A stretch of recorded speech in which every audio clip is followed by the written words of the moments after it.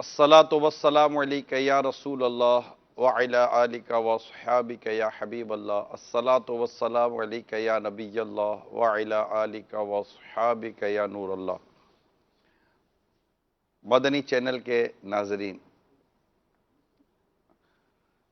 مسائل کا حل یہ نکالنے کی کوشش آج ہم بیٹھ کر رہے ہیں۔ اعلیٰ حضرت رحمۃ اللہ تعالیٰ علیہ کے ایک شعر یاد آ رہا ہے، فکر معاش بد بلا حول معاد جاں گزا، لاکھوں بلا میں پھنسنے کو روح بدن میں آئی کیوں۔ غم یہ جنت میں نہیں ہے، دنیا کی زندگی یہ دکھوں اور غموں سے بھری ہوئی ہے، بیماریاں بھی ہیں، پریشانیاں بھی ہیں، اور اس کے علاوہ بہت ساری چیزیں یہ متعلق ہیں زندگی کے ساتھ۔ یعنی یہ نہیں ہو سکتا کہ زندگی گزارے ہم صرف پھول ہی پھول چونے اس میں کانٹے نہ ہوں۔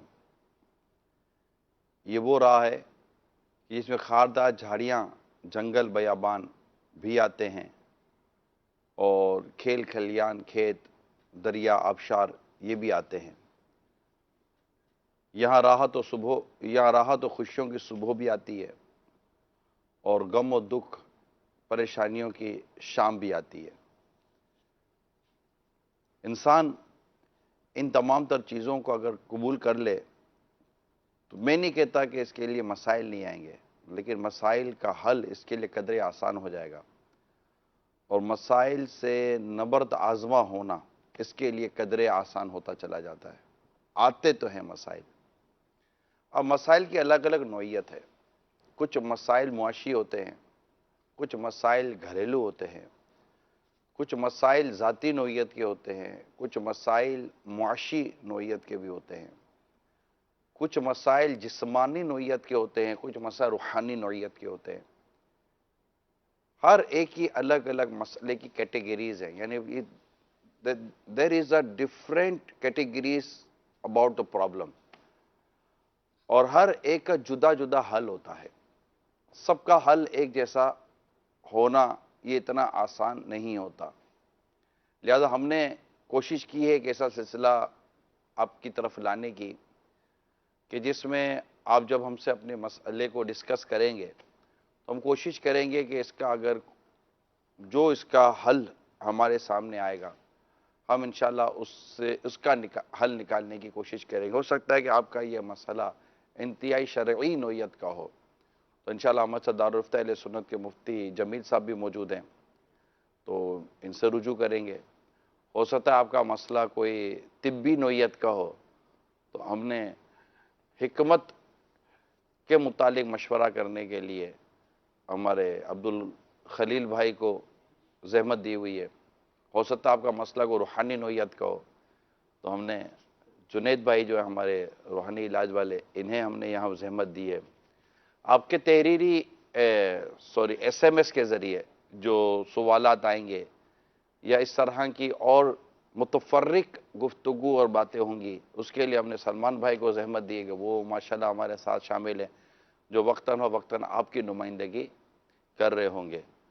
تو ہم نے کوشش یہ کرنی ہے کہ آپ جب ہمیں کال کریں یا اپنا کوئی مسئلہ ہم سے ڈسکس کریں تو انشاءاللہ میں حاضر ہوں، آپ سے بات کروں گا، اور مجھے اگر ضرورت ہوئی کہ وہ آپ کے مسئلہ جہاں لے جانے کی، تو میں انشاءاللہ ان کی جناب میں آپ کا مسئلہ لے جانے کی کوشش کروں گا۔ اللہ کریم ہم سب کو دنیا اور آخرت کی آسانیاں عطا فرمائے۔ آمین۔ ایک پیاری سی دعا میں آپ کو بیان کرتا ہوں، سبحان کرتے رہا کریں۔ یہ دعا بڑی پسندیدہ دعا ہے۔ اللہم انی اسألک المعافات فی الدنیا والآخرہ۔ اللہم انی اسألک، یا اللہ میں تجھ سے سوال کرتا ہوں، اللہم انی اسألک المعافات فی الدنیا والآخرہ، دنیا اور آخرت میں عافیت کا۔ عافیت یہ سمجھے کہ سلامتی اور عافیت یہ کم و بیش ایک ہی میننگ پر، ایک ہی معنی پر یہ آتے ہیں۔ تو یہ سوال کریں، انشاءاللہ اس سے بہت دنیا اور آخرت کی بھلائی اللہ نے چاہے تو نصیب ہوگی. مشہور دعا ربنا آتنا فی الدنیا حسنہ وفی الآخرۃ حسنہ وقنا عذاب النار. یہ دعا کرتے رہا کریں. اور یا اللہ میں تجھ سے عافیت کا سوال کرتا ہوں، یہ دعا کرتے رہا کریں تو انشاءاللہ دنیا اور آخرت کی بھلائی اور سلامتی نصیب ہوگی.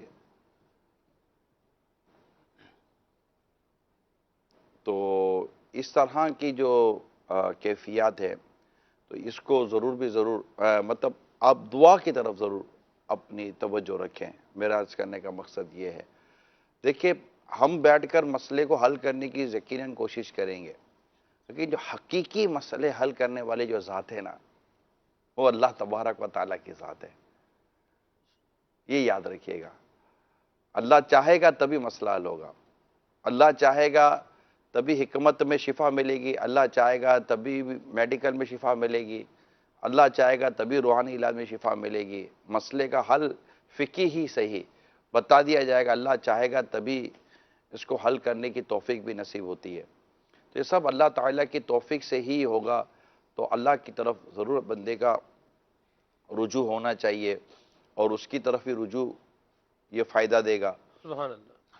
ہم انشاءاللہ کوشش کریں گے. ہم یہ نہیں دعویٰ کر سکتے کہ ہم آپ کو مسئلے کا حل نکال کر دیں گے. ہم آپ کے مسائل کو حل کرنے کی ناقص قسم کی کوشش ضرور کریں گے. یہ ہمارے عزم ہے اور یہ سلسلہ ہمارا اسی نوعیت کا ہے. اگر ہمیں ضرورت پڑے گی تو ہم اپنے انشاءاللہ اسلامی بھائیوں کو بڑھاتے رہیں گے جیسے جیسے مسائل کی نوعیت آتی رہے گی. تو ابھی بڑھتے ہیں آپ کے مسائل کی طرف اور سنتے ہیں کہ آپ کے مسائل کس کس نوعیت کے ہیں. جی سلمان بھائی. میرے پاس ایک میسیج کے ذریعے سوال ہے کہ اگر کوئی آپ کو اذیت دے رہا ہو، نیچا ہی دکھا رہا ہو، تو ایسی صورتحال میں کیا کیا جائے؟ اگر آپ کو کوئی اذیت دے رہا ہو، تکلیف دے رہا ہو، نیچا دکھانے کی کوشش کر رہا ہو، یعنی ہر دور میں ہر معاملے میں لگا رہے یار اس کو نیچا ہی دکھانا ہے، اس کو ڈی گریڈ کرنا ہے، اس کو نیچے لے کر آنا ہے، تو پھر کیا کیا جائے؟ اس میں دو تین چیزیں ہوتی ہیں سلمان بھائی. ایک تو صبر ہوتا ہے جی. کہ بندہ جب یہ نوٹ کرتا ہو کہ یار میرے لیے اس یہاں سازش ہو رہی ہے، میرے لیے یہاں پر جس کو عموماً کہتے ہیں ٹانگیں کھینچنا، کہ لوگ ٹانگیں کھینچ رہے ہوتے ہیں. تو جب ایسی صورتحال آپ فیل کریں تو نمبر ایک صبر کریں اور حسن اخلاق سے کام لیں. اگر آپ جذباتی ہو جائیں گے تو آپ مسٹیک، یاد رکھیے گا پیارے اسلامی بھائیو، جب آپ جذباتی ہوتے ہیں نا تو آپ مسٹیک کرتے ہیں. جب آپ مسٹیک کریں گے نا تو جو آپ کو نقصان پہنچانا چاہتا ہے نا آپ نے اس کو ایک نمبر دے دیا. تو یہاں پر جذباتی ہونے کے بجائے ایک تو صبر کیا جائے، ہوش سے کام لیا جائے. اس کے لیے ایک جرأت مندانہ حل میں آپ کو بتاتا ہوں. یہ تھوڑا آئی بی کو مہربانی کر کے نارمل کروا دیں، یہ نوائزنگ بہت کر رہی ہے کان کے اندر. مدینہ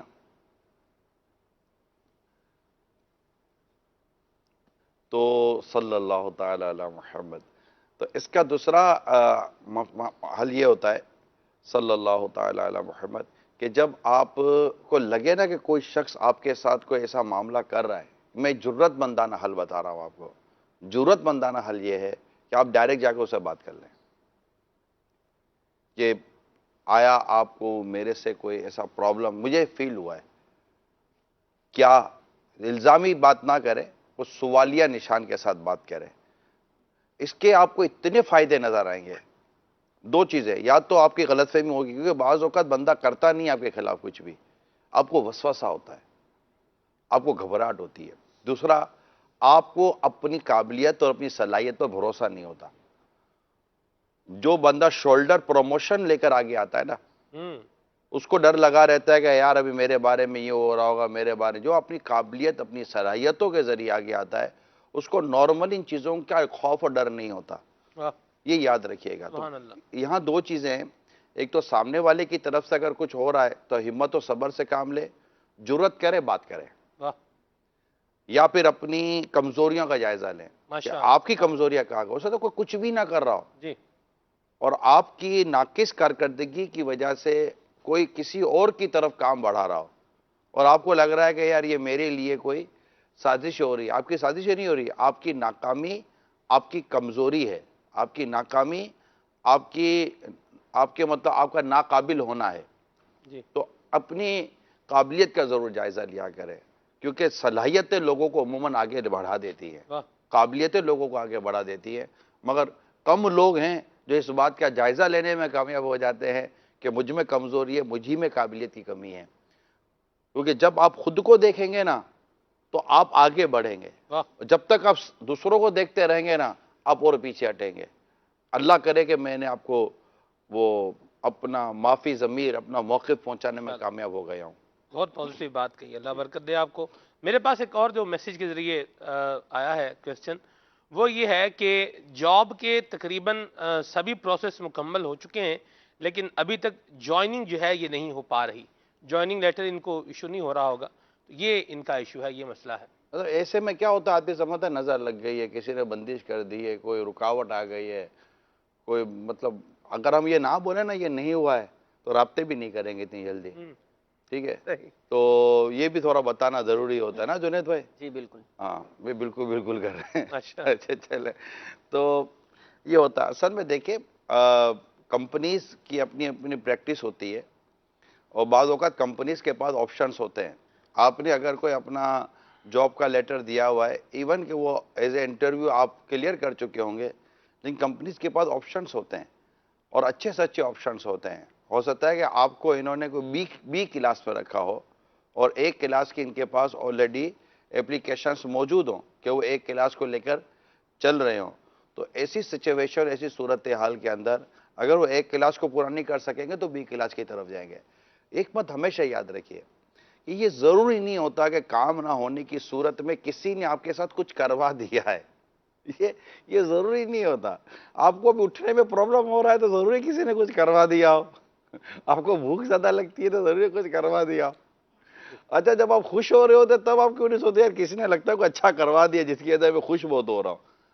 آپ کو برائی پہ ہی کیوں اپنے آپ کو اس طرح کی وسوسے آتے ہیں کہ کسی نے کچھ کروا دیا ہوتا ہے؟ تو ضروری نہیں ہے کسی نے کچھ کروا دیا۔ البتہ یہ ضرور ہے کہ اس طرح کے روحانی علاج ضرور ہمارے یہاں عموماً ہوتے ہیں کہ مطلب کہ کام اٹک جائے تو کیا پڑھنا چاہیے، جیسے کہ اٹک گئی ایک چیز نا، تو اٹک جائے تو ہمیں کیا پڑھنا چاہیے، تو اس کے لیے جنید بھائی سے پوچھ لیتے ہیں، مگر اس کو یہ ضرور نہ لیا کریں، یہ کبھی بھی نہ لیا کریں، بہت ریئر کیسز ہوتے ہیں کچھ کروانے والے، یہ ہمارے ناظرین تھوڑا ذہن بنا لیں، بھولتے تو سمجھتے کسی نے کچھ کروا دیا۔ ارے بھائی تو آپ کا حافظہ کمزور ہے، کسی کا کیا قصور ہے؟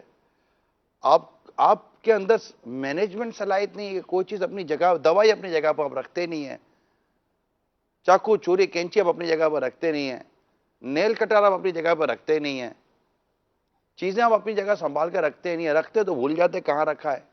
ایبسنٹ مائنڈیڈ پرسنالٹی آپ بنے ہوئے ہیں اور الزام آپ کسی اور پر لگا رہے ہوتے ہیں، تو یہ نہیں ہوتا۔ میں دوبارہ عرض کر دوں، اپنی کمزوریاں، اپنی خامیوں کا لازمی جائزہ لیں ورنہ آپ بہت پیچھے رہ جائیں گے، ٹھیک ہے؟ جنید بھائی کوئی راستہ بالکل بتائیں۔ آپ نے بہت بہترین بات ارشاد فرمائی۔ عموماً تعویذات عطاریہ کے بستوں پر بھی اس طرح کے مریض آتے ہیں، جب ان کے استعارے کر کے ان کو جوابات دیے جاتے ہیں تو وہ بعض اوقات حیران رہ جاتے ہیں کہ ہمارے ساتھ جنات کا معاملہ نہیں ہے، یعنی بڑی حیرت کن نگاہ سے وہ دیکھ رہے ہوتے ہیں۔ اس طرح کی بعض اوقات صورتحال سامنے آتی ہے۔ اب جیسے آپ نے فرمایا نا کہ کسی کو کامیابی نہیں مل پا رہی تو فوراً ذہن جائے گا کہ یار کسی نے مجھ پر کچھ کروا دیا ہے۔ اس کی ظاہری بہت ساری وجوہات بھی ہو سکتی ہیں۔ بعض اوقات کسی کو کام کرنے کا تجربہ نہیں ہوتا، تجربے میں کامیابی نہ ہونے کی وجہ سے بھی نقصان کا باعث بنتی ہیں۔ مثال کے طور پر جیسے کسی نے کوئی کام شروع کرنے جا رہا ہے، اس نے مشورہ نہیں کیا، اب اس فیلڈ کے اندر وہ کسی سے تجربہ کار سے مشورہ کر لیتا تو ہو سکتا ہے کہ وہ اس فیلڈ میں کامیاب ہو جاتا، تو مشورہ نہ کرنے کی وجہ سے بھی بعض اوقات نقصان کا سامنا کرنا پڑتا ہے۔ یہ بہت ساری ظاہری وجوہات بھی ہو سکتی ہیں۔ اب سلمان بھائی نے جو مسئلہ بیان کیا نا کہ کسی نے اپنے پیپر جمع کرائے، جاب کے لیے کسی کے پاس گئے لیکن وہاں سے رپلائی نہیں مل پا رہا ہے، تو حصول روزگار کے لیے اور جاب کے لیے کوئی جائے یا انٹرویو میں کے لیے کوئی جائے تو اگر وہ چاہتا ہے کہ میں کامیاب ہو جاؤں اور خیر و عافیت کے ساتھ یہاں پر میری جاب پکی ہو جائے تو اس کا ایک عمل ہے، تو جانے سے پہلے یہ عمل کرنا ہوگا۔ اول و اب تو آخر کر چکے نا، جی اب تو کر چکے، کر چکے ہیں نا، اب اب وہاں اب سے یہاں یہ رپلائی آ عمل ہم جائے۔ اس کو بتائیں گے جی تو یہ کہیں گے میں تو کر چکا ہوں, مجھے تو وہ بتائے کہ میری اپلیکیشن ابھی میری تو جاب ہو چکی ہے, اب مجھے اس کا حل نکال کر دیں. اس کا بھی میں روحانی علاج عرض کرتا ہوں. ایک تو وہ ہوا کہ جو جانے سے پہلے کرنا ہے, وہ بھی عرض کر دیتا ہوں. جانے سے پہلے اگر کوئی 41 مرتبہ یا عزیز 41 ٹائم 41 ٹائمز 41 بار اول و آخر درود پاک کے ساتھ یا عزیز پڑھ کر چلا جائے تو اللہ کی رحمت سے اسے کامیابی نصیب ہوگی, اور سامنے والے کے دل میں اس کے لیے نرمی بھی پیدا ہو جائے گی. یہ سامنے والے کے دل کو نرم کرنے کا بھی ایک نسخہ ہے. ہم اپنا جائز کام کے لیے کسی کے پاس جا رہے ہیں اور ہم چاہتے ہیں کہ اس کا دل بھی نرم پڑ جائے اور یہ سامنے والا ہم پر مہربان بھی ہو جائے, تو جانے سے پہلے 41 مرتبہ یا عزیزو پڑھ کر چلے جائیں.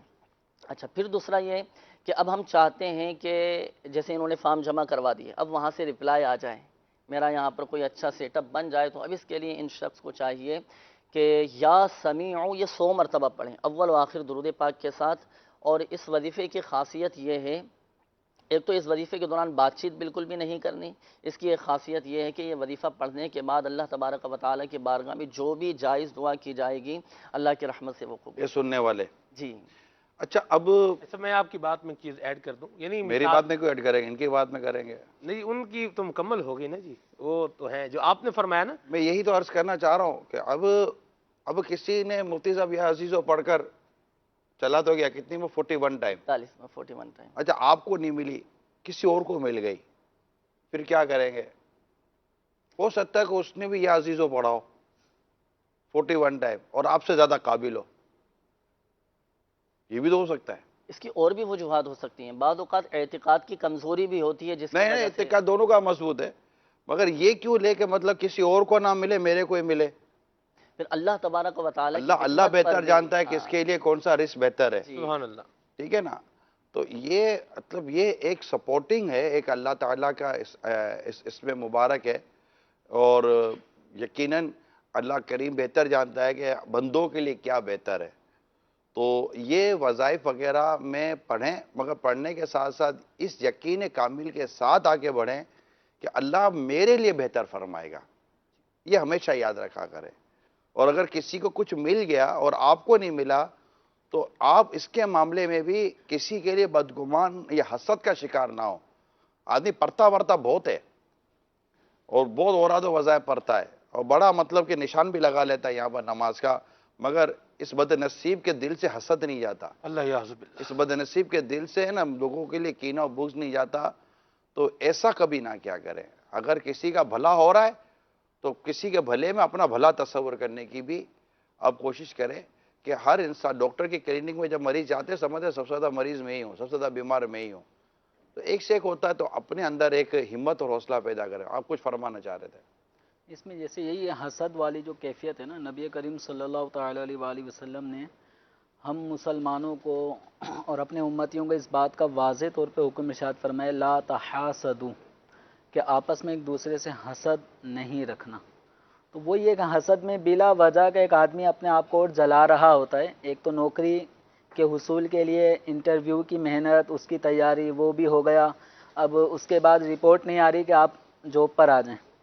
اب اپنے ہی ساتھی اپنے ہی ایک دوست بھی ساتھ گیا تھا, اس کو سلیکٹ کر لیا گیا, وہ جاب پہ یار اس کے بعد سورس ہوگی.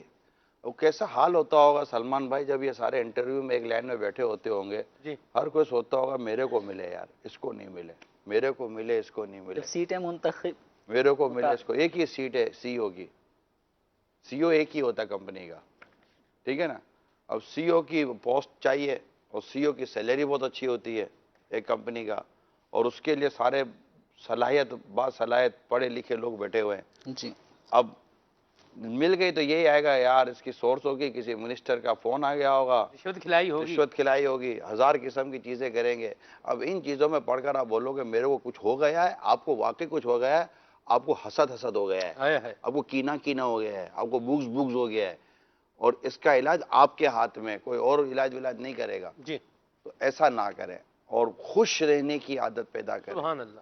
اللہ تعالیٰ نے آپ کو اس کے علاوہ ہزاروں نہیں لاکھوں قسم کے رزق دیے ہوئے ہیں, اللہ جس سے آپ کی زندگی کی گاڑی چل رہی ہے. سبحان اللہ.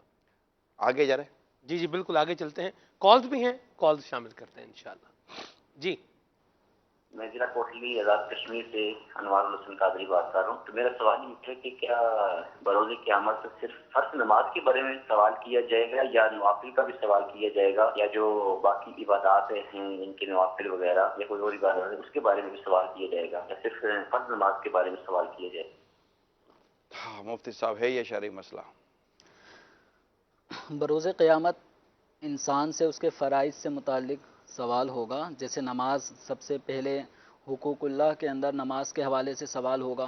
اگر نماز کمپلیٹ ہوگی، مکمل ہوگی، تو آدمی کی ایک نجات کی صورت بنے گی، اور اگر نماز مکمل نہیں ہے تو نوافل کے ذریعے سے ان کو پورا کیا جائے گا. تو جو حساب ہونا ہے وہ آدمی کے نوافل پر نہیں ہوگا کہ اس نے نوافل کتنے پڑھے، صلاۃ و تسبیح کتنی پڑھی، اشراق و چاش کے نوافل پڑھے نہیں پڑھے.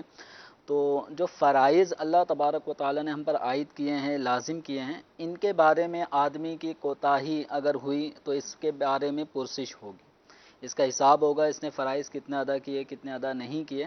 جو نوافل ہیں وہ اللہ تبارک و تعالیٰ نے ان کو فرائض کی تکمیل کے لیے یعنی اس کی ایک صورت بنائی ہے. اگر فرائض میں کمی ہوگی تو نوافل کے ذریعے پوری کی جائے گی، لیکن اگر کسی نے نوافل ادا نہیں کیے تو اس کے بارے میں کوئی پوچھ گچھ نہیں ہے. نوافل کریں گے تو یہ آپ کے لیے باعث اجر و ثواب بنیں گے، اگر نہیں کیا تو اس پہ کوئی پوچھ گچھ یا عذاب یا عتاب نہیں ہے. کئی نفلی کام ایسے ہیں پیارے اسلام بھائیوں کہ جس کے کرنے سے بہت زیادہ ثواب کا بندہ مستحق بن جاتا ہے. یعنی کتنی خوبصورت بات ہے کہ اگر آپ یہ کام نہ کریں تو آپ پر کوئی گرفت نہیں ہے، کریں تو اجر ایسا کہ منہ میں پانی آ جائے. جیسے مثال کے طور پر نماز کے بعد آیت الکرسی پڑھنا، نہ پڑھے زندگی میں ایک بار بھی نماز کے بعد نہ پڑھیں، یہ یوں ہی نہ پڑھیں اگر آپ، تو آپ سے کو قیامت کے دن اس پر کوئی عذاب نہیں ہوگا. ٹھیک ہے، اس کی وجہ سے کوئی نہ پڑھنے کی وجہ سے جہنم میں نہیں ڈالا جائے گا. مفتی صاحب ایسا ہی ہے. لیکن اگر آپ ہر نماز کے بعد پڑھتے ہیں تو پڑھنے کے بعد جیسے پڑھتا ہے تو مرتے ہی جنت میں چلا جائے گا. سبحان یہ اللہ، بشارت ملی ہے. سبحان اللہ. تو ایک طرف دیکھیں کہ نہ کرنے پر کوئی گرفت نہیں ہے، مگر کرنے پر انعام اتنا بڑا ہے تو پھر بندہ کیوں نہ کرے یار. سبحان اللہ، سبحان اللہ. گرفت نہ ہونے کی وجہ سے بندہ چھوڑ دے، یا پکڑ تو نہیں ہے نا، یہ اس وجہ سے بندہ عمل چھوڑ دے. اس سے اچھا نہیں کہ بندہ یہ سوچ کر عمل کرے کہ انعام کتنا بڑا مل رہا ہے. سبحان اللہ. ہمارے معاشرے میں یہ چیز بہت زیادہ اب دیکھنے کو مل رہی ہے. فرض تو نہیں ہے، واجب تو نہیں ہے. پرائز بونڈ مفتی صاحب لوگ گھر میں رکھتے ہیں، جی ان کو پتہ ہے کہ پیسے گریں گے نہیں، جتنے کا لیا ہے اتنے کا بک جائے گا، ٹھیک ہے، نقصان نہیں ہے، مگر لیتے پھر کیوں ہے؟ انعام ہے یار. انعام. واہ، لگ گیا تو نام ملے گا نا. جب انعام کے نام پر بونڈ رکھ سکتے ہو کیا بات. تو پھر یار آخرت کے انعام کے نام پر ہم نیک عمل کیوں چھوڑ دیں ہم؟ واہ واہ، سبحان اللہ.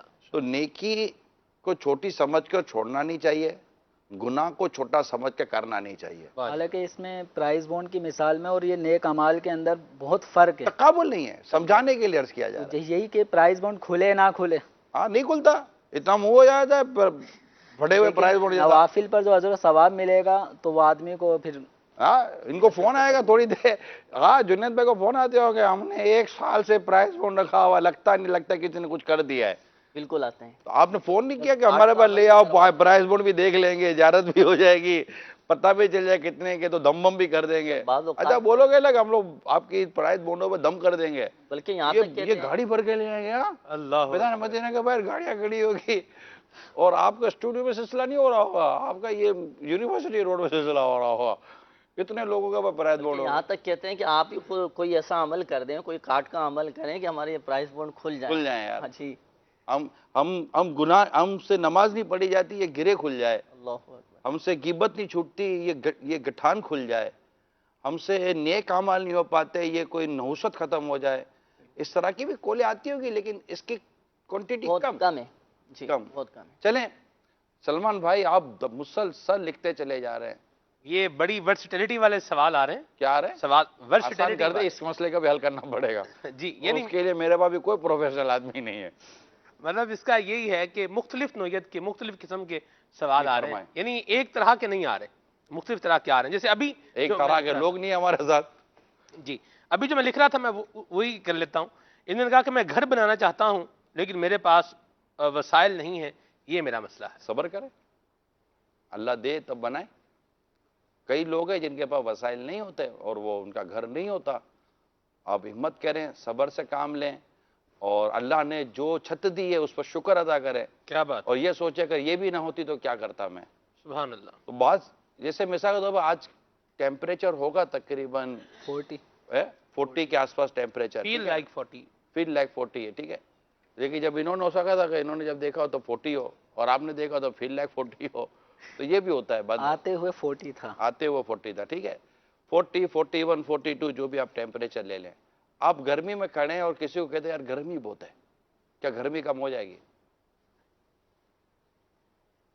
فلسفرز کا ایک جملہ ہے کہ بہت سے مسائل ایسے جن کا کوئی حل نہیں ہوتا، یہ یاد رکھیے گا۔ گرمی بہت ہے، آپ گرمی میں کھڑے ہیں، کیا مسئلے کا حل نکالیں گے سوائے اس کے کہ آپ گرمی برداشت کریں؟ سردی بہت ہے، آپ کے پاس کوئی ایسی چیز نہیں ہے۔ ہاں، حل کب نکلے گا؟ جب آپ پنکھے کے نیچے جائیں گے، جب آپ کسی چھت کے نیچے جائیں گے، جب کسی اے سی کے پاس چلے جائیں گے، اوکے۔ بٹ کرنٹ ٹائم میں جب کہ دھوپ میں کھڑے مزدوری کر رہا، مزدور کو بولا جائے گا بلڈنگ بناؤ، تم کو ہم چاروں طرف اے سی لگا دیں گے، اور اے سی کے اندر تم کو گاڑا بنانا ہے، اے سی کے اندر تم نے اینٹیں لگانی نہیں نا۔ اس نے کمپرومائز کیا ہے کہ ٹھیک ہے مجھے گرمی میں بھی کام کرنا ہے۔ تو بعض مسائل ایسے ہوتے پیارے اسلام بھائیوں جن کا کوئی حل نہیں ہوتا، تو ان کو حل کی طرف لے کے جائیں۔ ماشاءاللہ ڈاکٹر زیرک یو کے سے ہمارے ساتھ شامل ہیں، چلے اسی مسئلے کو ڈاکٹر زیرک کے پاس لے کر چلے جاتے ہیں۔ ڈاکٹر صاحب السلام علیکم ورحمۃ اللہ وبرکاتہ۔ وعلیکم السلام ورحمۃ اللہ۔ ڈاکٹر صاحب مجھے تو یہ کوئی نفسیاتی معاملہ لگتا ہے کہ انسان کے پاس کسی کام کے کرنے کی پوزیشن نہ ہو اور وہ اسی پر غور کرتا رہے، اپنے آپ کو یہ ہلکان کرتا رہے کہ یار میرے بھائی یہ نہیں ہے میں یوں کرنا چاہتا ہوں، میرے بھائی یہ نہیں ہے میں یوں کرنا چاہتا ہوں، پھر یہ زیادہ سوچے تو آپ کو نہیں لگتا کہ یہ نفسیاتی مریض ہو جائے گا، اور پھر اس کو یہ جو چیزیں اچھی اچھی دیکھے گا اور میں یہ نہیں کر سکتا، میں نہیں پا سکتا، تو یہ اپنے آپ کو گلٹی فیل کرے گا، اپنے آپ کو ڈی موٹیویٹ کرتا رہے گا، اور یوں یہ مطلب کسی کھائی میں گرتا چلا جائے گا، اور بہت سارے کرنے کے کام، خوش رہنے کے کام، اپنے آپ کو پرسکون رکھنے کے کاموں سے بھی یہ باہر نکل جائے گا۔ واٹس یور اوپینین سر؟ سب سے پہلے تو جزاک اللہ، آپ نے مجھے موقع دیا اس بہترین سلسلے میں شامل ہونے کا۔ تو جہاں تک جو آپ نے سوال کیا ہے، اس میں دیکھا جائے تو سائیکولوجیکل پوائنٹ آف ویو سے جو ماہرین نفسیات یا جو کلینکل سائیکالوجسٹ جن کو ہم کہتے ہیں، انہوں نے دو طرح کے جو ہے وہ مائنڈ سیٹ کا وہ ہمیں بتایا ہے۔ ایک مائنڈ سیٹ ہوتا ہے گروتھ مائنڈ سیٹ، اور ایک مائنڈ سیٹ ہوتا ہے fixed mindset. Growth mindset کا مطلب کیا ہوتا ہے کہ یہ انسان جو ہے جب اس کو کوئی چیلنج آئے، کوئی ڈیفیکلٹ ٹاسک آئے، تو یہ کہے گا کہ سوچے گا کہ میں یہ کام کر سکتا ہوں، اور اس کام کو میں ایسے کر سکتا ہوں، اور میں کوشش کروں گا اور اس کام کو کر کے ہی رہوں گا، اور اس کو بولتے ہیں گروتھ مائنڈ سیٹ۔ اور یہ بندہ جب اس طرح شروع کرے گا تو بالآخر منزل مقصود تک پہنچ جائے گا، اور اگر اس کو کوئی کمی کوتاہی رہتی بھی ہوگی یا مسائل کا شکار ہوگا تو وہ ان مسائل سے سیکھے گا۔ اور دوسرا مائنڈ سیٹ ہوتا ہے فکسڈ مائنڈ سیٹ۔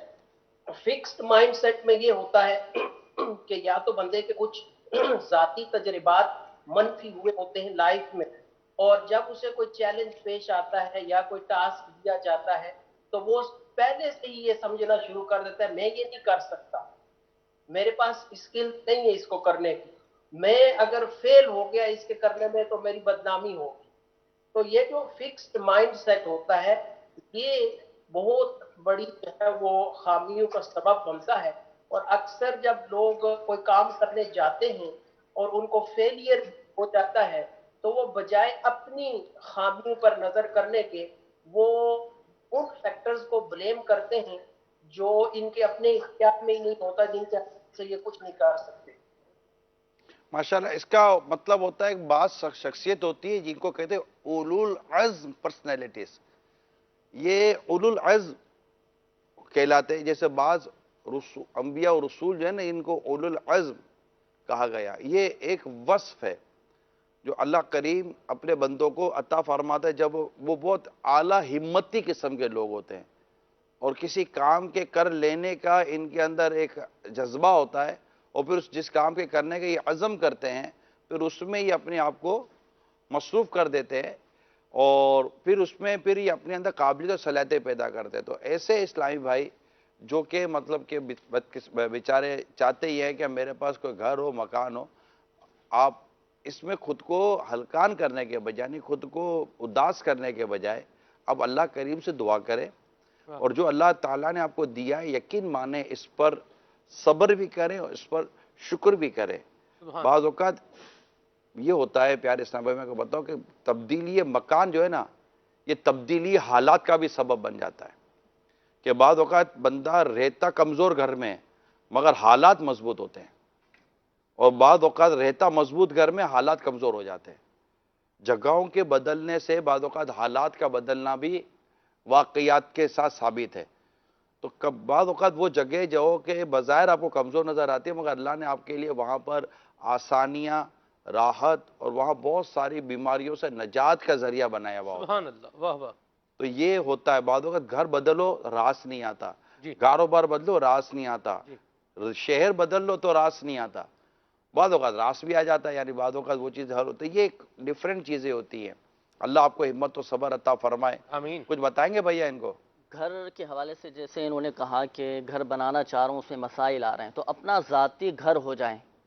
تو اس حوالے سے ایک مخصوص عمل ہے, اپنا ذاتی گھر ہو جائے. تو جس کو یہ خواہش ہو کہ میں اپنا ذاتی گھر بنانے میں کامیاب ہو جاؤں تو اس شخص کو چاہیے کہ اول و آخر درود پاک کے ساتھ سورہ یاسین شریف کی یہ آیت مبارکہ بسم اللہ الرحمن الرحیم سلام قولا من رب الرحیم, صرف یہ ایک آیت مبارکہ پڑھنی ہے. کتنی مرتبہ؟ تعداد سماعت فرما لیجئے, 1469 مرتبہ اول و آخر درود پاک کے ساتھ یہ پڑھیں. پڑھ کر اللہ پاک کی بارگاہ میں اپنا جائز مقصد میں کامیابی کے لیے اپنا ذاتی گھر ہو جائے, اس حوالے سے دعا کیجئے. اللہ پاک کی رحمت سے انشاءاللہ ہم اس کو سبب بن جنید جائے. مخصوص کیوں کر رہے ہیں؟ جب آپ کہہ رہے ہیں کہ جائز مقصد کے لیے ہے تو خالی مکان ہی تو جائز مقصد نہیں ہے نا, اور بھی دیگر جائز مقاصد ہیں. یعنی ہم ایک شخص کو ہم دوائی دے رہے ہیں جی, اور ہم کہیں کہ آپ کو اگر یہ 4 پرابلم ہے تب بھی آپ یہ دوائی استعمال کر سکتے ہو. ضروری نہیں کہ وہ ڈاکٹر کے پاس بار بار آئے اپنی بیماری لے کر. لیکن خاص کچھ مسائل ایسے ہوتے ہیں کہ ان مخصوص مسائل کے حل کے لیے یہی وظیفہ کارآمد ہوتا ہے. سلام قولا من رب الرحیم, جی. ٹھیک ہے, یہ سورہ یاسین کا حصہ ہے. 1469 مرتبہ 69 1469 1469 یعنی 1500 میں 1469 1470 میں ایک کم 1469 ٹائم. تو یہ لکھ لیں آپ 1469 ٹائم سلام قولا من رب الرحیم. مدینہ مدینہ. ٹھیک ہے, یہ لکھ لیں. اللہ نے چاہا تو مکان کی بھی اللہ نے صورت بنا. لیکن ایک آیت کریمہ یاد آ رہی ہے مفتی صاحب, سورہ بقرہ کی, وہ ہے نا عسى ان يتركوا في شيء عسى ان تحبوا شيئا وهو شر لكم عسى ان تحبوا شيئا وهو شر لكم. ان قریب ہے کہ تمہیں کوئی چیز اچھی لگے, پسند آئے, مگر اس میں تمہارے لیے خیر نہ ہو. آیت کریمہ کا ایک جز یہ بھی ہے وَعَسَىٰ أَن تَكْرَهُوا شَيْئًا وَهُوَ خَيْرٌ لَكُمْ. قریب ہے کہ تمہیں کوئی چیز ناپسند ہو اور اس میں اللہ نے تمہارے لیے خیر کا پہلو رکھا ہو. وَاللَّهُ يَعْلَمُ وَأَنْتُمْ لَا تَعْلَمُونَ. اللہ جانتا ہے اور تم نہیں جانتے. تو یہ آیت کریمہ یاد رکھیے پیارے اسلامی بھائیوں, مسائل کا حل ہے. سبحان اللہ. اگر کوئی مجھ سے یہ کہنا کہ یار مسائل کا حل قرآن کریم کی آیات سے دو, تو جو میں آیات تلاوت, مجھے جو آیتیں یاد آئیں گی نا, یا جن آیتوں کے بارے میں میں نے پڑھا ہے, ان میں یہ ایک نمایاں ترین آیت ہے جس میں اللہ کریم پر انسان کا جو حسن ظن ہے اس میں اور اضافہ ہوتا ہے. سبحان کہ اللہ تعالیٰ کے ساتھ اچھا گمان رکھنا یہ واجب ہے, اور اللہ اپنے بندے کے ساتھ ویسا ہی ہے جیسا اس کے بارے میں گمان کیا جائے. سبحان اللہ. تو ایک تو یہ ضرور رکھے کہ مجھے اللہ نے جس حال میں رکھا ہے نا, یہ حال میرے لیے بہتر ہے. یہ معاشرت, یہ دیگر چیز, اگر کوئی گناہوں میں ڈوبا ہوا تو یہ نہ سمجھے کہ میرے لیے بہتر ہے. تو یوں مطلب کہ کیٹیگریز بنانی پڑیں گے. ٹھیک ہے جی. میسج ہے یہ کہہ رہے ہیں کہ میری عمر 16 سال ہے مگر میرے بال سفید ہو رہے ہیں, میرا مسئلہ یہ ہے. آپ کی عمر 16 سال ہے, بال ہیں سفیدے تو ہیں, نہ ہوتے تو کوئی کہتا ہے میری عمر 16 سال ہے لیکن میں گنجا ہو گیا ہوں, تو گنجے کو دیکھیں گے نا تو آپ کو آپ کے سفید بالوں پر شکر کا پہلو پیدا ہو جائے گا. سبحان اللہ. ٹھیک ہے, اس طرح مطلب کہ اور اپنے اعضائے بدن پر غور کریں اور شکر کے پہلو تلاش کریں اپنی سفید بالوں کو دیکھ کر کہ اللہ تعالیٰ کا کرم ہے کہ بال سفید ہیں, بال سفید کی جگہ پر کچھ اور نہیں ہو گیا, یا جسم میں خدا نہ کہا تھا سفید نشان ہی نکلا, آپ کے منہ پر سفید نشان نہیں ہوں گے, اللہ آپ کو شفا دے, اور آپ کے ہاتھ پہ سفید نشان نہیں ہوں گے, بعضوں کو سفید نشان سفید داغ ہو جاتے ہیں, برس کا مرض جس کو کہتے ہیں ہم لوگ, یہ ہو جاتا ہے. تو اللہ تعالیٰ نے آپ کو ان چیزوں سے محفوظ رکھا ہے تو اللہ کا شکر ادا کرے گا آپ ان چیزوں سے محفوظ ہیں. اور رہے بال سفید, تو اب سفید بال کو کالا, سفیدی کیسے ختم ہو, یہ ان کا حل یہ, ان کو اثر میں بعضوں کو ہے نا, یا شاید ہماری اس باتوں میں اتنی دلچسپی نہ ہو بعضوں کو, وہ یار حل دو نا یار ان کا یار حل دو نا یار, بیٹے حل نکالنے کے لیے ہو اور ہم مسئلہ بیان کرتے ہو, تم ہم کو کوئی نہ کوئی فلسفہ دے دیتے ہو, تم کوئی نہ فلسفہ بھی ایک حل ہے. ہاں اس میں یہ تسلی, فلسفہ خالی فلسفہ برائے فلسفہ نہیں ہے نا, یہ تسلی ہے. الحمدللہ. تسلی بہت بڑا حل ہوتی ہے. صرف ڈاکٹر کہہ دیتا ہے نا مریض کو کہ بے فکر ہو, اللہ چاہے گا تو بہتر ہو جائے گا, یہ تسلی مریض کو کتنا بہتر کر دیتی ہے. درست فرمایا. اور خالی ڈاکٹر کہتے ہیں نا یار سوری یار ہم نے تو بہت کوشش کی ہمارے لیکن دن تھوڑی رہ دو گئے. چار گھنٹے رہ گئے, اللہ اکبر. تو یہ خالی بولنا ہے نا, یہ 2-4 گھنٹے بھی لے لے گا. اسی بات. ہاں بھائی حکیم صاحب کچھ حل ہے سفید بال ہیں؟ صلو علی الحبیب. اللہ سب سے پہلے تو یہ جو آپ نے ارشاد فرمایا یہی اس کا بہت بڑا حال ہے کہ اگر مریض کے دل میں تسلی پیدا ہو جائے اور اچھی امید وہ رکھے اور ٹینشن سے یعنی کہ دور رہے اور یہ سوچے کہ شکر کا پہلو اس کے سامنے ہو, تو اس کے لیے یہ ایک جو بھی کسی بھی قسم کا علاج ہو تو اس کے لیے بہت بڑا اس کے لیے یہ فائدہ. نابینا کو دیکھے موتی صاحب, جی جی آنکھ ہی نہیں ہے اس کے پاس, گونگے بیرے کو دیکھے بولنے سننے کی صلاحیت ہی نہیں. آپ کو بھی آپ بتاؤں پچھلے دنوں جو ہمارا امیر سننے کے ساتھ وہ ہوا تھا نا خصوصی اسلام بھائیوں کے ساتھ جو عید کو بھی چلا, جی ایک اس طرف نابینا بیٹھے تھے جی جو بول بھی سکتے تھے سن بھی سکتے تھے, جی اس طرف آنکھ والے بیٹھے تھے مگر نہ بول سکتے تھے نہ سن سکتے تھے. اسی بات ہے. امیل سنت ان سے کیا پوچھا پتا ہے, کیا تم اس بات کو پسند کرتے ہو کہ تم سے تمہاری آنکھیں تمہیں ملیں اور بولنے اور سننے کی صلاحیت لے لی جائے؟ تو انہوں نے کہا نہیں. کیا کہا؟ الگ آنکھ دیکھنا اسی بات. یہ کتنی بڑی نعمت ہے. انہوں نے کہا نہیں. پھر میرے سنت نے ان سے پوچھا کہ کیا تم اس بات کو پسند کرتے ہو کہ آپ سے آپ کو بولنے اور سننے کی صلاحیت دے دی جائے مگر دیکھنے کی صلاحیت لے لی جائے؟ کہا نہیں. یار یہ دونوں اپنے حال میں کتنے خوش تھے یار, اللہ کمال ہے یار. یا سفید بال مل کدھر چلے گا یار.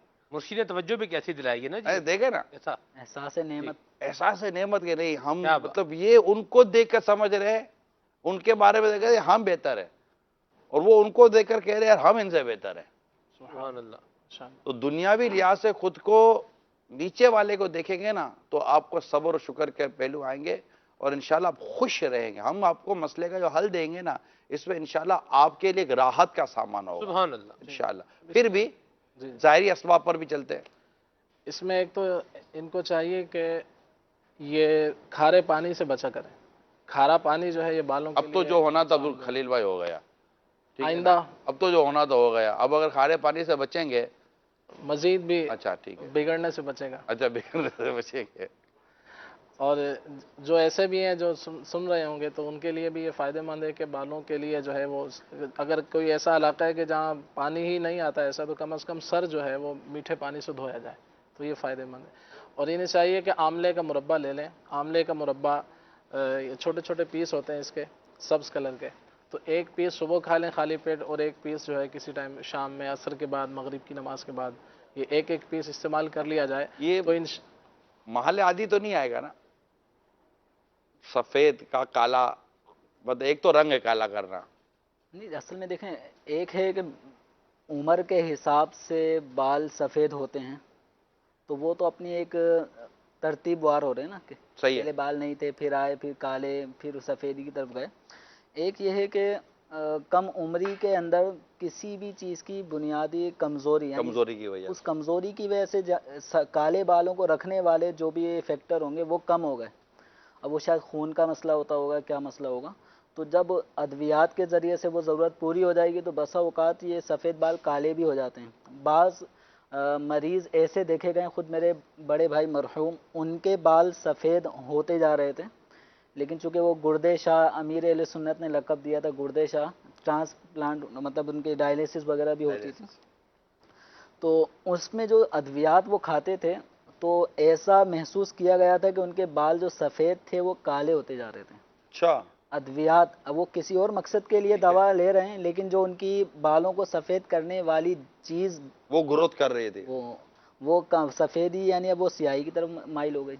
अब इसमें मज़ीद ये है कि आमले का मुरब्बा है कि एक एक सुबह शाम इस्तेमाल कर लिया जाए, और बालों के लिए जो तेल, जो ऑयल इस्तेमाल करें, वो तिल का ऑयल बहुत अच्छा है बालों के लिए। तिल का, तिल का, तिल का ऑयल, जी जी, तिल का, तिल हेयर, तिल को क्या बोलेंगे इंग्लिश में? हाँ मौलाना चलो, तिल नहीं इंग्लिश, मैं यहाँ इंग्लिश के एक्सपर्ट बन के नहीं बैठा हुआ, मैं तो मिस्कीन सा आदमी हूँ।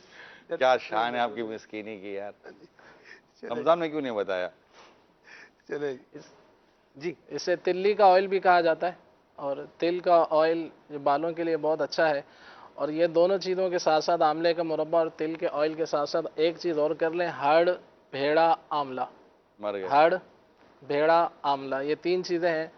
तो ये आप जो है ना, चूंकि हफ्तावार सिलसिला इंशाल्लाह हम करेंगे मुफ्ती साहब, आप मशहूर चीज़ें जो आपको लगता है ना आप हल देंगे, इसकी तस्वीर जो है ना वो बनाकर जो ना आप पीछे MCR में दे दें, PCR में, जब आप वो नाम लेना तो वो उसका फोटो दिखा दे यार, मदीना मदीना जिंदाबाद है साहब। ये है क्या, वो नाम ही सुना है, नाम ही याद नहीं रहेगा तो शक्ल कहाँ से याद रहेगी? जी आप देखें ना, अल्हम्दुलिल्लाह ये सिलसिला भी जैसे मदनी चैनल लाइव जो फेसबुक पेज है वहाँ पर भी जा रहा है, यूट्यूब पर भी हमारे जो चैनल्स हैं उन पर भी मिल जाएगा मदनी चैनल के नाजरीन को, तो वहाँ से भी जाकर जिनको अभी नहीं भी लिख रहे तो वहाँ से जाकर ये दोबारा नोट कर सकते हैं। लोग बालों के हवाले से हज़ारों रुपए बल्कि लाखों रुपए भी खर्च करते जी हैं। हाँ। अल्हम्दुलिल्लाह ये ऐसा मुजर्रब इलाज है कि ये 2-3 चीज़ों पर, ये जो अर्ज़ किया, एक तो आमले का मुरब्बा, और नंबर 2 तिल का ऑयल, और तीसरी चीज़ जो है हड़, भेड़ा और आमला। ये तो 3, जिनके बाल झड़ते हैं या उगते नहीं है ज्यादा, क्या उसका भी ये हल है? उसका हल ये नहीं है। ये नहीं, कितने यार ये समझदार लोग हैं यार, बिल्कुल उसके Actually- लिए अलग लाएंगे, इसके लिए अलग लाएंगे, हैं ये पढ़ लिख कर कितने समझदार हो जाते हैं ये लोग। माशाअल्लाह जी। आप इसका हो गया आपका? इलाज, इसका एक मौजूद ये है। मुकम्मल नहीं हुआ। अच्छा मुकम्मल। हड़ और भेड़ा और आमला ये आप 100 ग्राम आप ले लीजिए। इसका तरीकाकार ये क्या है कि इसको मोटा मोटा कूट लीजिए, और फिर रात को 2 चम्मच एक गिलास पानी के अंदर, मिट्टी का बर्तन हो तो अच्छा है, उसके अंदर आप इसको डाल लें और रात भर ये भीगा रहे, और सुबह जो है छान कर इसका पानी पी लिया जाए खाली पेट। तो इंशाअल्लाह अज़्ज़ व जल ये जो बाल सफ़ेद होने का मामला है, इसके अंदर अल्लाह ताला ने चाहा तो बहुत और भी कोई फायदा इसके हासिल। फवायद हैं बाल सफेद के अलावा? बाल सफ़ेद के अलावा मज़ीद जो है मैदे के मामलात को अच्छा करेगा, कब्ज़ है इंशाअल्लाह अज़्ज़ व जल वो भी इससे दूर होगी, और आँखों की बिनाई भी इससे इंशाअल्लाह अज़्ज़ व जल तेज़ होगी। इसी तरह से आमले का मुरब्बा ये इस्तेमाल करेंगे तो उसमें मैदे के अंदर जैसे जो गर्माइश होती है, गैस, तेज़ाबियत वगैरह, उसमें फ़ायदा हासिल होगा, निगाह इंशाअल्लाह बेहतर होगी। जिन जिन अमराज के लिए आप ये बयान कर रहे हैं वो ये इस्तेमाल कर सकते हैं ना? कर सकते हैं जी, कर सकते हैं। बिल्कुल शुगर वाले मरीज़ हैं, शुगर वाले, तो वो अगर आमले का मुरब्बा वो भी इस्तेमाल करेंगे। अब उनके लिए ये है कि उसको धोकर इस्तेमाल कर लें, धो को इस्तेमाल कर लें, तो इंशाअल्लाह अज़्ज़ व जल वो जो कमज़ोरी महसूस करते हैं उसमें बहुत वाज़ेह फ़र्क महसूस करें। अच्छा, कोई इसका रूहानी इलाज? रूहानी इलाज इसका मौजूद है।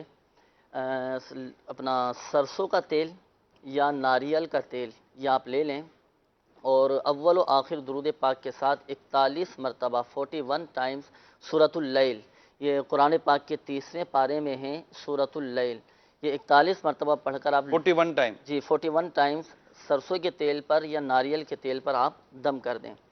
और ये दम किया हुआ तेल आपने रात को सोने से पहले सर के बालों में یہ لگانا ہے، مالش کرنی ہے، اللہ پاک کی رحمت سے انشاءاللہ عز و جل بالوں کا گرنا یہ بند ہو جائے گا، گرنا بند ہو جائے گا. یہ بال سفید جھڑیں گے نہیں. کالے کیسے ہوں گے؟ کالوں کے لیے بھی انشاءاللہ عز و جل یہ مفید رہے گا. بعض اوقات جیسے اسلامی بہنوں کے سروں کے بال جھڑتے ہیں، اسلامی بھائیوں کے جھڑتے ہیں، کسی کے داڑھی کے بال نہیں نکل رہے، یہ تمام مسائل کے حل کے لیے انشاءاللہ عز و جل یہ وظیفہ مفید ثابت ہوگا. ایک یہ، دوسرا یہ ہے کہ تعویذات عطاریہ کے بستے سے رابطہ کر کے اس کے تعویذات بھی حاصل کریں.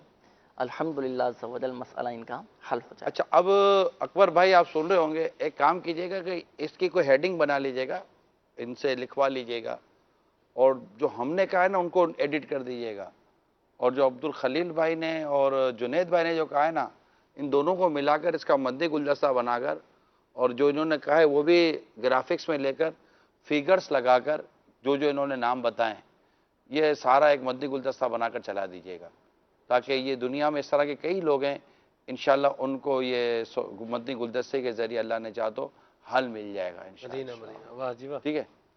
ایک پک کئی کاج، ماشاءاللہ. ہاں، ایک کہاں پک سے لائے؟ کئی کاج، یہ کہاں سے لائے؟ یہ امیر سنت کا ہے نا، ایک تحریر میں پڑھا تھا میں نے، وہ کہتے ہیں ایک تیر سے دو شکار. یہ تھوڑا آسان ہے، ایک تیر سے دو ہاں شکار. جی، چلیں بہرحال آسان کرنے کے کاج لیے. پاپا نے کہا ہے، جی نہیں، میں نے ایک پن دو کاج، یہ محاورہ ویسے ہی ہے. اچھا ہاں، ایک پن دو کاج. مگر آپ کی شان ہے نا، آپ تو مسکین بول رہے ہیں نا خود. کیا بات یہ ان کا کہنا یہ ہے میسج میں، یہ کہہ رہے ہیں کہ میرا مسئلہ، چلیں ہمارا مسئلہ بھی حل کریں، کہ میں کہتی ہوں بغداد بھائی بڑے بھائی ہیں، اور میری بہن کہتی ہے کہ حامد بھائی بڑے بھائی ہیں، اس کا بھی کوئی حل بتا دو. تو مسئلہ کوئی نہیں ہے. جن کا ہے وہ دیکھیں، وہ تو مسئلے بغداد بڑا بھائی ہے، حامد چھوٹا بھائی ہے. مدینہ مدینہ. بغداد بڑا بیٹا ہے میرا، حامد میرا چھوٹا بیٹا ہے. قد میں حامد تھوڑا اونچا ہے، اور تو یہ ہو جاتا ہے بعضوں کا دیکھنے میں، لیکن عمر کے حساب سے بغداد بڑے ہیں، حامد چھوٹے ہیں. جی ٹھیک ہے. یہ ایک اور ان کو جو سوال ہے ہمارے پاس وہ یہ ہے، بلکہ کال شامل کرتے ہیں، ان کو بعد میں لیتے ہیں انشاءاللہ. جی میرا نام محمد محسن علی طاہر ہے، میں مرکزی اولیاء لاہور سے بات کر رہا ہوں. میرا نگران شورا کی بارگاہ میں سوال ہے کہ بعض اوقات انسان نفسیاتی سا ہو جاتا ہے، ڈپریسڈ، پریشان، اور چڑچڑا پن سا میں آ جاتا ہے، کسی کام میں دل نہیں لگتا. اس پریشانی میں اکثر گھر والے بھی اس سے پریشان ہو جاتے ہیں. تو اس پریشانی کو کیسے دور کیا جائے، چڑچڑا پن کو، اور کس طرح مسکراتے ہوئے اچھے دین و اسلام کے مطابق زندگی گزاری جائے. جزاک اللہ خیرہ. ماشاءاللہ. باوضو رہیں، منہ دھوتے رہیں وضو سے، اور نماز پابندی کے ساتھ پڑھیں، اشراق چاش کے نوافل کی پر استقامت حاصل کریں انشاءاللہ عز و جل.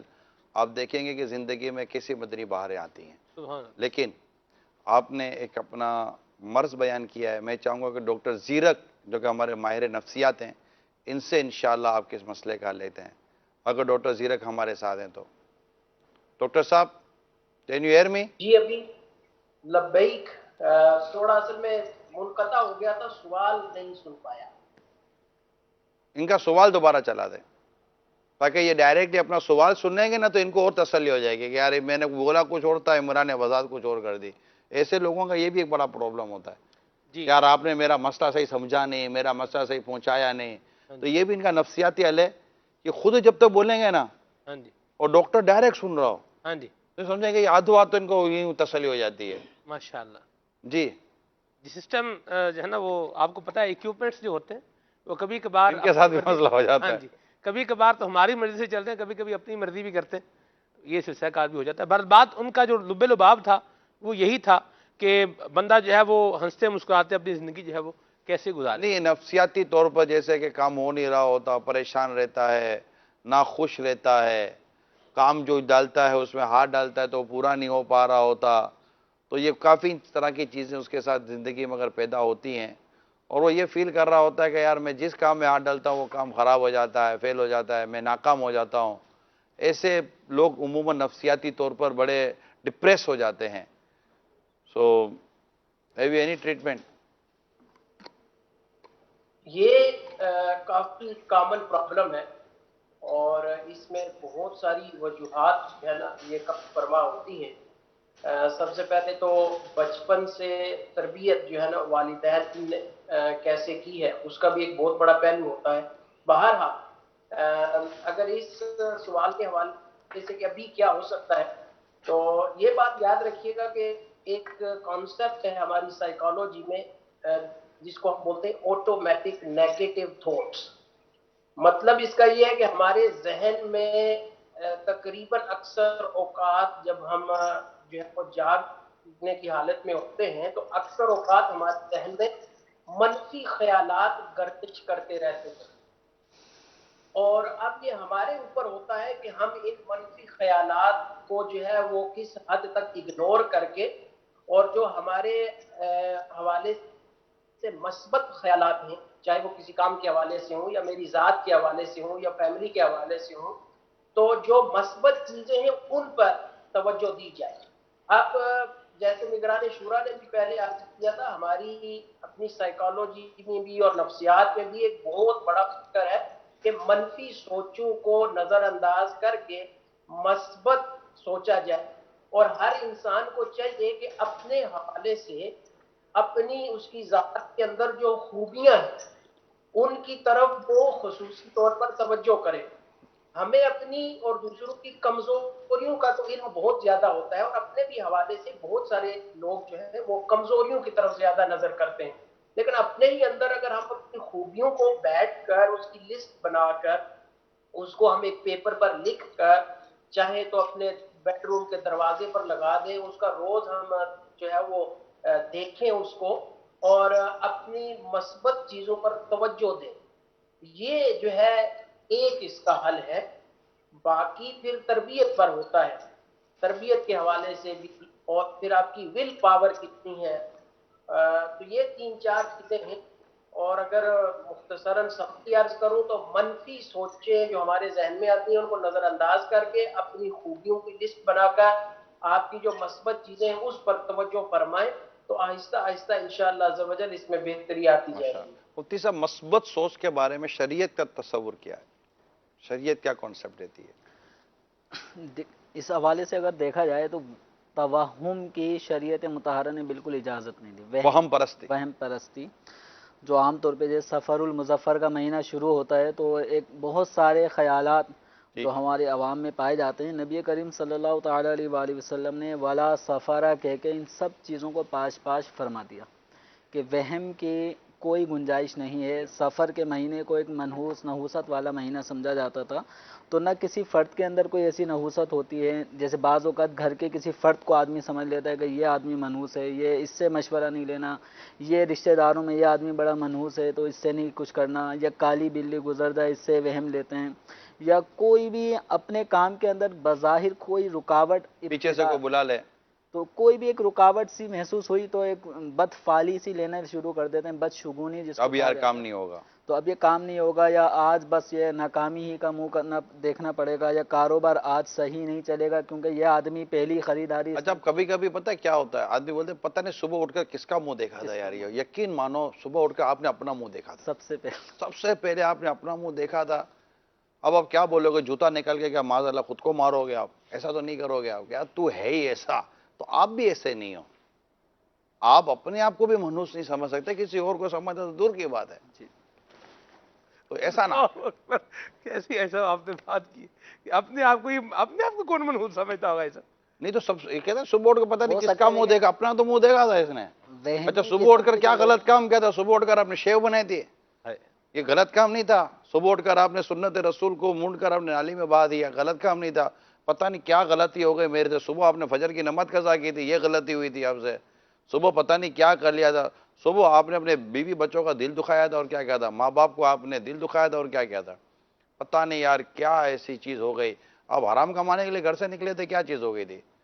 تو ایسے 10 چیزیں سوچے یار اپنے بارے میں کہ کیا ہوتا ہے. بندہ اپنے ہاتھوں کہتا ہے نا خود کردارہ علاج نیست, آدمی اپنے ہاتھوں کو خود اپنے ہاتھوں کے کیے کا کوئی علاج نہیں ہوتا.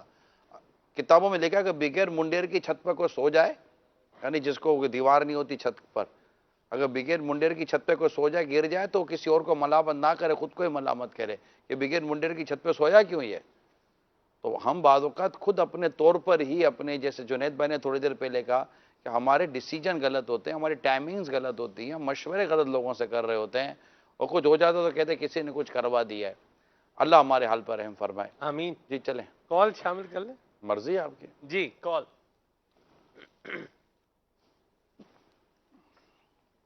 السلام علیکم ورحمۃ اللہ وبرکاتہ. وعلیکم السلام ورحمۃ اللہ وبرکاتہ.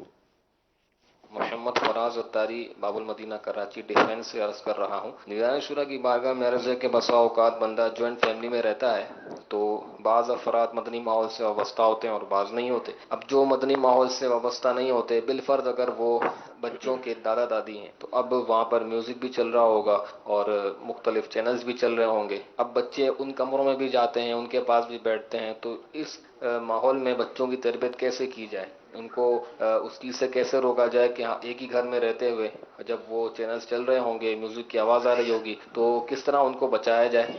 اور مفتی صاحب کی بارگاہ میں اس سے متصل یہ سوال ہے کہ کیا ایسے وقت میں اگر والدین کو سمجھایا جائے تو کیا یہ ان کی بے ادبی تو نہیں ہے, یا بچوں کو اگر وہاں نہ بیٹھنے دیا جائے, ان کو وہاں سے دور رہنے کی ترغیب دی جائے, تو کیا یہ والدین کی بے ادبی میں تو نہیں آئے گا؟ جزاک اللہ خیرہ.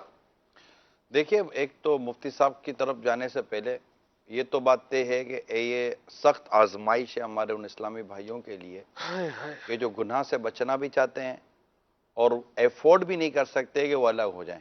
یہ ڈیول ایشوز ہیں یہ, کہ وہ گھر میں گناہ سے بچنے والے اسباب لانے میں, یعنی گناہ سے بچنے والی صورتحال پیدا کرنے میں بھی بیچارے کامیاب نہیں ہو پا رہے, بچوں کو بچانے میں بھی کامیاب نہیں ہو پا رہے, الگ ہونا چاہتے ہوں تو ان کے پاس اسباب نہیں ہے, وسائل نہیں ہے. تو یہ سب ہوتا ہے.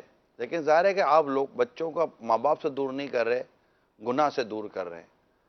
اور والدین کو حسن ادب کے ساتھ, انتہائی ادب کے ساتھ کہا جا سکتا ہے کہ مطلب ان چیزوں سے, مطلب اس میں یہ نہ کہا جائے کہ آپ دیکھتے ہیں نا تو اب ٹھیک ہے آپ دیکھیں لیکن میرے بچوں کو کیوں دکھاتے, تو ان کو بھی دیکھنے کی اجازت مت دے دیجیے گا, مہربانی کیجیے گا.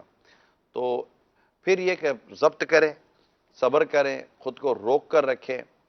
اور ظاہر اب جب مارکیٹ میں ہوتے تو مارکیٹ میں بد نگاہیوں کے بہت سارے مواقع ہوتے ہیں, لیکن انسان یہ کہہ کہ مارکیٹ سے نکل نہیں جاتا کہ یہاں بد نگاہی بہت ہے, عورتیں بہت بے پردہ گھوم رہی ہوتی ہیں, تو میں مارکیٹ میں کیا کروں گا. تو جس طرح مارکیٹوں میں رہ کر ہم اپنی نگاہوں کو بچاتے ہیں, اور اس طرح دیگر جگہوں پر ہم اپنے آپ کو بچانے کی کوشش کرتے ہیں. گھر میں بچائیں, آزمائش ہے, اللہ نے چاہا تو اس کے لیے آسانیاں ہو جائیں گی. انشاءاللہ آسانیوں کے لیے ہم جنید بھائی کی طرف جائیں گے, لیکن یہ کہ مفتی صاحب اس کا کوئی حل نکال کے دے دیں.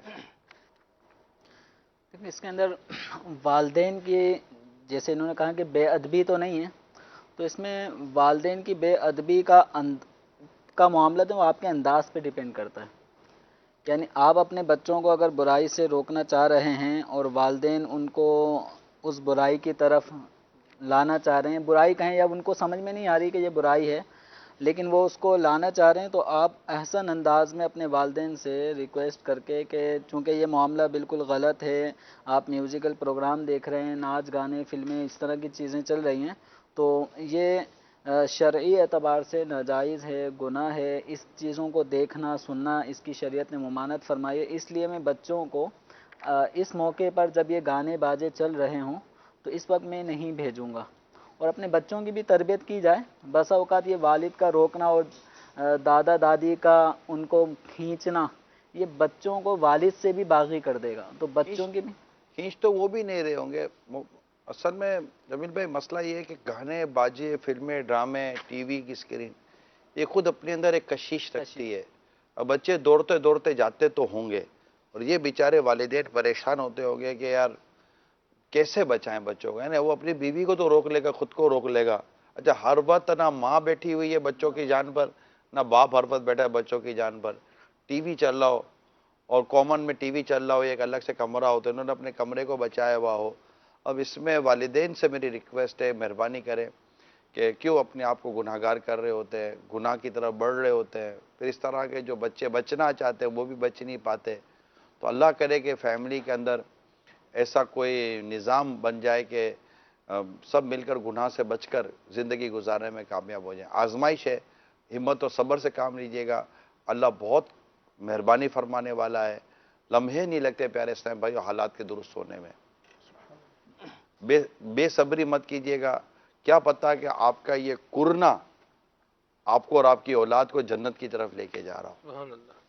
تو اہم مفتی صاحب کیا ساتھ ساتھ یہ کوشش بھی کرتے رہیں, اور ایک عمل بھی ہے, قرآنی دعا ہے تو جن اسلامی بھائی نے قول کی ہے وہ چاہیں تو ہر نماز کے بعد یہ دعا بھی پڑھا کریں، ربنا هب لنا من ازواجنا وذریاتنا قرۃ اعین واجعلنا للمتقین اماما۔ یہ قرآنی دعا ہے، اول و آخر درود پاک کے ساتھ ہر نماز کے بعد آپ یہ ایک ایک مرتبہ اللہم سے پڑھ لیں، اللہم ربنا هب لنا من ازواجنا وذریاتنا قرۃ اعین واجعلنا للمتقین اماما۔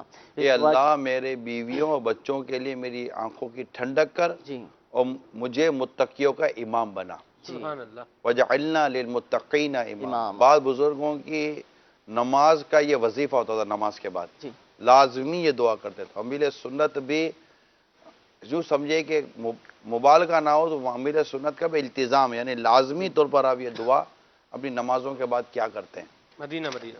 یہاں ہمارے پاس میسج ہے، اور اس میسج میں ان کا جو ہے وہ کہنا یہ ہے کہ اگر شوہر کو بھائی بول دیا جائے تو کیا مسئلہ کیا ہے، جائے گا؟ مسئلے کا حل چاہ رہے ہیں، ہاں جی، مسئلے کا حل چاہ نہ بولا کریں۔ جی اس کا بعض عادت ہوتی ہے۔ بیسٹ حل یہ ہے جی کہ نہ بولا کریں، ٹھیک ہے نا، ٹھیک ہے۔ کہ نہ بولا کریں، یہ بہترین حل ہے کہ آپ یہ نہ بولیں بس۔ پھر کیا بولیں؟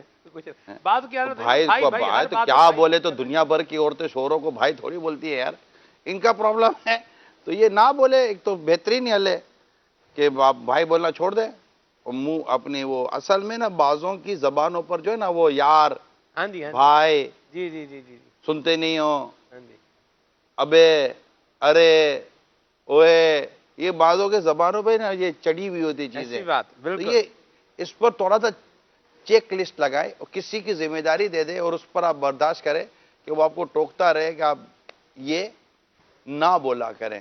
ٹھیک تو ہے ایک تو یہ بنیادی حل ہے، باقی شرعی مسئلہ مفتی صاحب سے پوچھ لیتے ہیں، گھبراہٹ ہو گئی ہوگی نا، جی آؤ بھائی بول دیا، بھائی کے ہاں جی، کیا ہوگا؟ جی دیکھیں، اس طرح شوہر کو عورت بھائی کہے یا شوہر اپنی بیوی کو بہن کہے تو یہ ایک دوسرے کے لیے بہن بھائی کے الفاظ استعمال کرنا شرعاً جائز نہیں ہے، لیکن اس سے نکاح پر بہرحال اثر نہیں پڑتا۔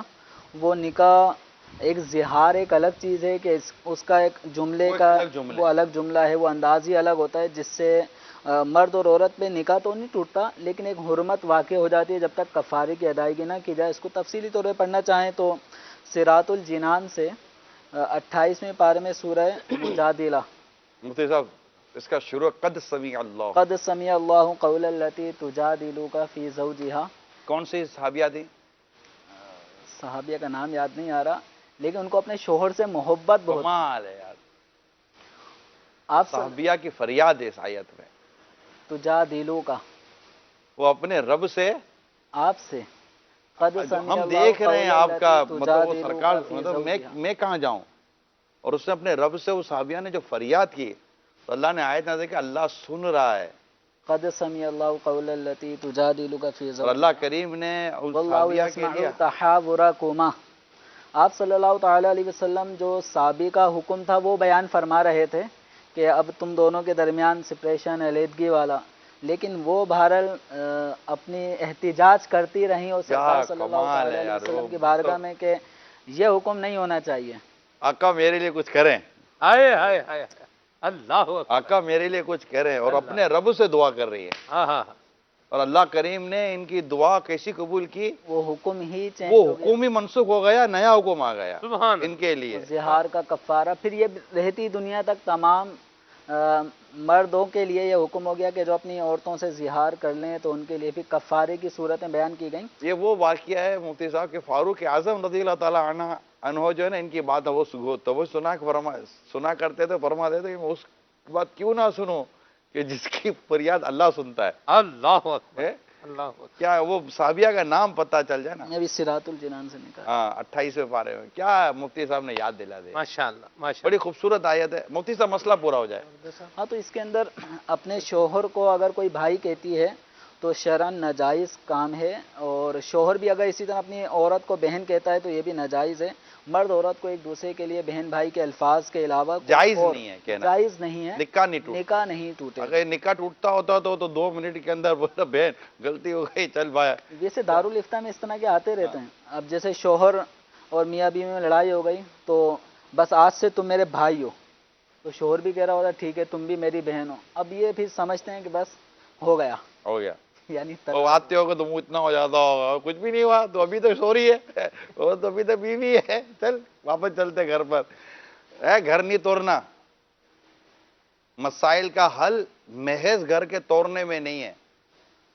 گھر میں اگر آگ لگی ہو نا تو کوشش کر کے آگ بجھا دیں. آپ نے ایمرجنسی ایگزٹ تب یوز کرے جب آپ کے اپنے جل جانے کا خوف ہو, ورنہ گھر جل رہا ہے تو گھر چھوڑ کر نہ جائیں, گھر کو آگ کو بجھائیں, مسئلے کو حل کریں. طلاق جو ہے نا, طلاق یہ آپ کے ایمرجنسی ایگزٹ ہے. اس وقت تک اس راستے کو اختیار نہ کرے جب تک کہ خود کے جل جانے کا خوف نہ ہو. اللہ کرے آپ میری بات سمجھ گئی ہوں, آمین تو میری بات سمجھ گئے ہوں. آمین. جی یہ ہو گیا پورا. ہاں, اس میں وہ صحابیہ کے نام, صحابیہ کا نام آ رہا ہے. یہ صحابی کا نام ہے حضرت اوس بن صامت رضی اللہ تعالیٰ عنہ. ان کی کسی بات پہ اپنی زوجہ حضرت خولہ بنت ثعلبہ رضی اللہ تعالیٰ عنہا سے کچھ معاملات ہوئے تھے, جس پہ آپ نے یہ الفاظ کہے تھے تو مجھ پر میری ماں کی پشت یعنی پیٹھ کی طرح ہے. جی ہاں, تو یہ کہنے کے بعد پھر آپ کو ندامت ہوئی تھی, اور اس وقت جو حکم تھا وہ یہ تھا کہ اس Separation. طرح کا جملہ کہنے سے عورت اپنے شوہر کے اوپر حرام ہو جاتی ہے, اور یہ یعنی نکاح پہ فرق پڑتا ہے. تو سرکار دو عالم صلی اللہ تعالیٰ علیہ وسلم کے پاس جب یہ پہنچی تھیں تو آپ صلی اللہ تعالیٰ علیہ وسلم نے جو فرمایا تھا کہ زہار سے جو پرانا دستور ہے وہ تو یہی ہے کہ عورت حرام ہو جاتی ہے, یعنی نکاح ختم ہو جاتا ہے. تو اس پہ بہرحال وہ سرکار دو عالم صلی اللہ تعالیٰ علیہ وسلم کی بارگاہ میں بحث فرمانے لگیں. اس کا صراط الجنان سے ہی پڑھ کے ہاں, تو حضرت خولہ نے بارگاہ رسالت صلی اللہ تعالیٰ علیہ وآلہ وسلم کی خدمت میں حاضر ہو کر تمام واقعات ذکر کیے اور عرض کیا کہ میرا مال ختم ہو چکا, ہائے ہے, ماں باپ وفات پا گئے, عمر زیادہ ہو گئی, بچے چھوٹے چھوٹے ہیں, اگر انہیں ان کے باپ کے پاس چھوڑوں تو ہلاک ہو جائیں گے, اپنے ساتھ رکھوں تو بھوکے مر جائیں گے. اب ایسی کیا صورت ہے کہ میرے اور میرے شوہر کے درمیان جدائی نہ ہو. رسول اکرم صلی اللہ تعالیٰ علیہ وسلم نے ارشاد فرمایا تیرے بارے میں میرے پاس کوئی حکم نہیں, یعنی ابھی تک زہار کے متعلق کوئی جدید حکم نازل نہیں ہوا, اور پرانا دستور یہی ہے کہ زہار سے عورت حرام ہو جاتی ہے. حضرت خولہ رضی اللہ عنہا نے عرض کی یا رسول اللہ صلی اللہ علیہ وسلم, حضرت اوس نے طلاق کا لفظ نہیں کہا, وہ میرے بچوں کے باپ ہیں اور مجھے بہت ہی پیارے ہیں. اسی طرح وہ بار بار عرض کرتی رہیں, اور جب اپنی خواہش کے مطابق جواب نہ پایا تو آسمان کی طرف سر اٹھا کر کہنے لگیں یا اللہ, میں تجھ سے اپنی محتاجی, بے کسی اور پریشان حالی کی شکایت کرتی ہوں. اپنے نبی اکرم صلی اللہ علیہ وسلم پر میرے حق میں ایسا حکم نازل فرما جس سے میری مصیبت دور ہو جائے. ام المؤمنین حضرت عائشہ صدیقہ رضی اللہ تعالی عنہا نے اس سے فرمایا خاموش ہو جا اور دیکھ, رسول کریم صلی اللہ تعالی علیہ وسلم کے چہرے مبارکہ پر وحی کے آثار ظاہر ہیں. جب وحی پوری ہو گئی تو ارشاد فرمایا اپنے شوہر کو بلاؤ. حضرت اوس حاضر ہوئے تو سرکار دو عالم صلی اللہ علیہ وسلم نے یہ آیتیں پڑھ کر سنائیں. اس آیت کا خلاصہ ہے کہ پیارے حبیب صلی اللہ علیہ وسلم, بے شک اللہ تعالیٰ نے اس عورت کی بات سن لی جو اپنے شوہر کے معاملے میں آپ سے بحث کر رہی ہے اور اللہ کی بارگاہ میں اپنے حال, فاقے اور تنہائی کے شدید ہونے کی شکایت کرتی ہے, اور اللہ تعالیٰ تم دونوں کی آپس میں ہونے والی گفتگو سن رہا ہے. بے شک جو اللہ سے مناجات کرے اور اس کی بارگاہ میں گریہ وزاری کرے تو اللہ تعالیٰ اس کی مناجات کو سننے والا اور شکایت کنندہ کو دیکھنے والا ہے. اس پہ ایک نوٹ بھی مفتی صاحب نے لکھا ہے کہ خیال رہے کہ حضرت خولہ بنت ثعلبہ رضی اللہ تعالی عنہا کا سرکار دو عالم صلی اللہ علیہ وسلم سے بحث و تکرار کرنا مخالفت یا مقابلے کی وجہ سے نہیں تھا, بلکہ کرم طلب کرنے کے لیے تھا, اور اس سے اپنے دکھ درد کا اظہار مقصود تھا. اور حضور اکرم صلی اللہ تعالی علیہ وسلم کی امت چونکہ آپ کی باندی غلام ہیں, اس لیے کرم طلب کرنے کے لیے آپ سے عرض و معروض کر سکتے ہیں. نیز یاد رہے کہ اللہ تعالیٰ کی بارگاہ میں ہر شکایت کرنا بری نہیں, بلکہ بے صبری والی شکایت کرنا برا ہے. یہ سمجھیں کہ یہ 28واں پارہ آپ شروع کریں گے نا تو اس سے شروع ہوتا ہے. یہ پڑھیں بار بار, مسائل کا حل ہے یہ. اللہ ہے جو ہماری مشکلات دور کرے گا, تو اس کے حبیب کی بارگاہ میں عرض کریں, رب کریم کی بارگاہ میں عرض کریں.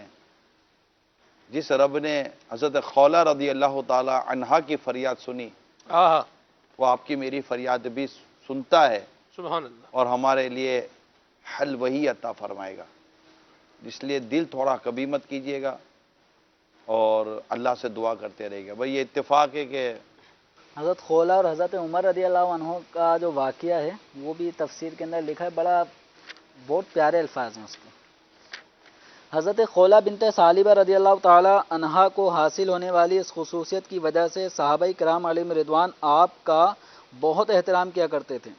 چنانچہ حضرت عمر فاروق رضی اللہ تعالیٰ عنہ اپنے دور خلافت میں ایک بار حضرت خولا بنت ثعلبہ رضی اللہ عنہا کے پاس سے گزرے. اس وقت آپ رضی اللہ تعالیٰ عنہ دراز گوش پر یعنی سواری پر تھے اور لوگوں کا ایک ہجوم آپ کے ساتھ تھا. حضرت خولا بنت ثعلبہ رضی اللہ عنہا نے ان کو روک لیا اور نصیحت کرتے ہوئے کہا، اے عمر، وہ دن تجھے یاد ہے جب تمہیں عمیر کہا جاتا تھا، پھر عمر کہا جانے لگا اور اب تمہیں لوگ امیر المؤمنین کہنے لگے ہیں. اے عمر، اللہ تعالیٰ سے ڈرتے